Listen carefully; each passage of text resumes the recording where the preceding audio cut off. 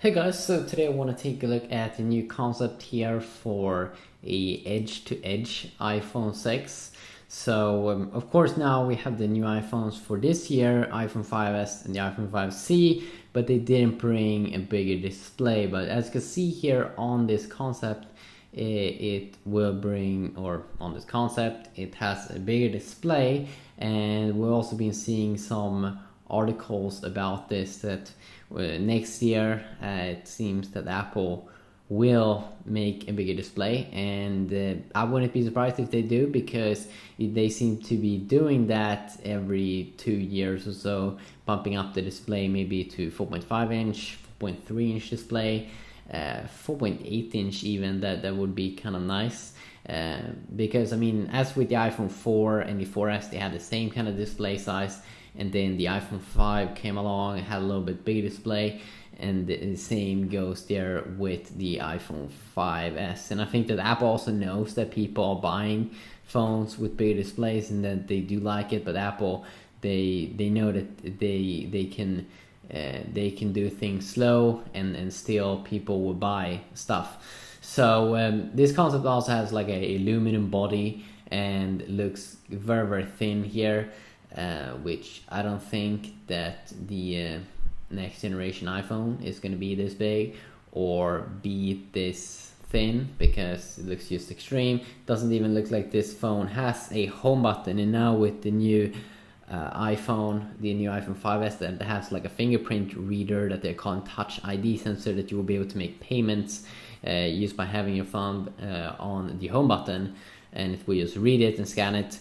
I definitely do believe it will still, I mean, Apple will continue to use like the home button, because why would they only have Touch ID sensor in one of their iPhones and then just stop having it? I definitely also do believe that payments, that more people will do payments, because it just will be easier.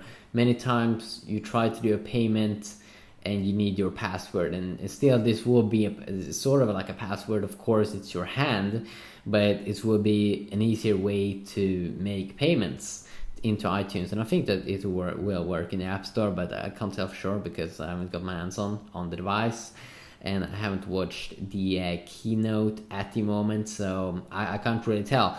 But I definitely do believe that maybe even increase the sales of 10% or 10, 20, 30% of iTunes sales, just because it will be easier to make payments. So if they do see that kind of like increase, of course they still want to keep it easy and keep people to be able to do payments with like a sensor. Of course they will be able to have a sensor at another area or something, of course, but that feels a little bit more longer in the future. I still think that we'll see the home button, and I don't even know if Apple would do bigger than 4.3 inch display next time they update.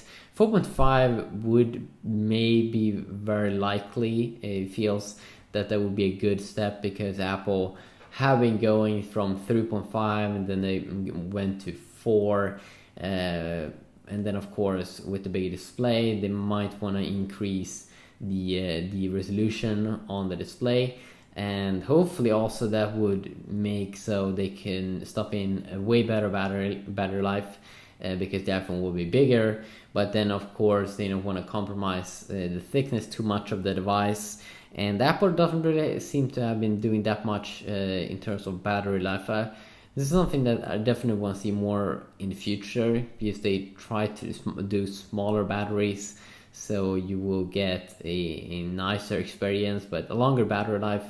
I mean, that's what everyone want to have. So I'm not sure about the future in battery technology, but it would be amazing if they come up with a new technology so they can make very, very thin batteries. Right now batteries are pretty big, so that kind of sucks. But a quick little look here at this concept. May not be the best concept, but still fun. Yeah, have a good day.